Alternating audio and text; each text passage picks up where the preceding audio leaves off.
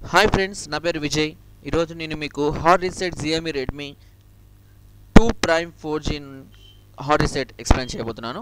So friends, మనలో చాలామందికి mobiles కొన్న తర్వాత ఎన్నో ప్రాబ్లమ్స్ ఫేస్ చేస్తుంటారు. హ్యాంగ్ అవ్వడం, స్లో అవ్వడం, లేదంటే ఇంటర్నెట్ ఓపెన్ అవ్వకపోవడం, యాప్ సపోర్ట్ చేయకపోవడం, ప్యాటర్న్ లాగా వేసి మర్చిపోవడం. సో ఇలాంటి ఎన్నో ప్రాబ్లమ్స్ మనం మామూలుగా ఫేస్ చేస్తూనే ఉంటాము.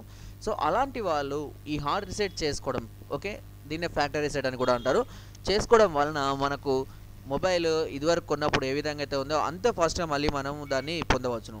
సో ఎలా హార్డ్ రీసెట్ చేసుకోవడం, ఓకే, ఇది మామూలుగా మనకు మొబైల్ ఆడినప్పుడు ఆప్షన్స్ ద్వారా కూడా చేసుకోవచ్చు. ఒకవేళ అది కూడా చేయడం ఇబ్బందిగా ఉంది అని అనుకున్నప్పుడు మనం హార్డ్ రీసెట్ అనేది ఎలా చేయాలో నేను చెప్తాను. ఓకే, ఫస్ట్ మనం మొబైల్ని స్విచ్ ఆఫ్ చేసేద్దాం. ఓకే, మొబైల్ స్విచ్ ఆఫ్ చేసేయండి, పవర్ బటన్ ప్రెస్ చేసేసి. తర్వాత నెక్స్ట్ ఏం చేయండి అంటే మీరు volume up and power button, so రెండింటిని ఒకేసారి ప్రెస్ చేయండి. ఓకే, ఒక 10 to 20 సెకండ్స్ పాటు. సో కొన్ని మొబైల్స్లలో వాల్యూమ్ డౌన్ కూడా వస్తుంది, అంటే లేటెస్ట్ వర్షన్స్ కొన్నిలలో. సో ఫస్ట్ అయితే మీరు volume up and power button try చేయండి, రాకపోతే వాల్యూమ్ డౌన్ అండ్ పవర్ బటన్ని ట్రై చేయండి. ఓకే, సో ఫస్ట్ అయితే నా preference volume up and power బటనే. సో ఈ volume up and power button press చేసి ఒక 10 to 20 సెకండ్స్ ఉంచిన తర్వాత మనకు ఎంఐ అనే లోగో కనబడుతుంది. ఓకే, అంటే మన mobile logo. So MI logo కనబడిన తర్వాత మీరు ఏం చేయాలంటే జస్ట్ పవర్ కీని మాత్రమే తీసేయండి. ఓకే, పవర్ కీని మాత్రమే రిలీజ్ చేసేయండి. ఓకే, తర్వాత వాల్యూమ్ బటన్ మాత్రం అలాగే నొక్కిపట్టి ఉంచండి, అది మాత్రం తీసేయద్దు. సో వాల్యూమ్ బటన్ అలాగే ఉంచాలి, పవర్ కీని మాత్రమే తీసేయండి. ఓకే, సో అలాగే కొద్దిసేపు ఉంచిన తర్వాత మనకు అది లాంగ్వేజ్ సెలెక్షన్ అడుగుతుంది. So language selection English language select చేసుకోండి. తర్వాత మనకు చూడండి మెయిన్ ఇలా ఓపెన్ అవుతుంది. సో మెయిన్ మెనూలో చూడండి ఇక్కడ మనకు చాలా ఆప్షన్స్ వస్తాయి, రీబూట్ అని, వైప్ అని, సో ఇన్స్టాల్ అప్డేట్ అని, పవర్ అప్. ఇక్కడ మనం ఏం చేయాలంటే వైప్ అండ్ రీసెట్ అనే ఆప్షన్ యూస్ చేయాలి. సో వైప్ అంటే సెట్టింగ్స్ అన్నీ డిలీట్ చేసేసి, రీసెట్ అంటే మళ్ళీ మొబైల్ని రీసెట్ చేసుకోమని అర్థం అన్నట్టు. ఓకే, సో ఈ వైప్ అనే ఆప్షన్ని సెలెక్ట్ చేసుకోవాలంటే మనం ఇక్కడ volume up and volume down బటన్స్ని స్క్రాలింగ్ కోసం యూస్ చేస్తాం.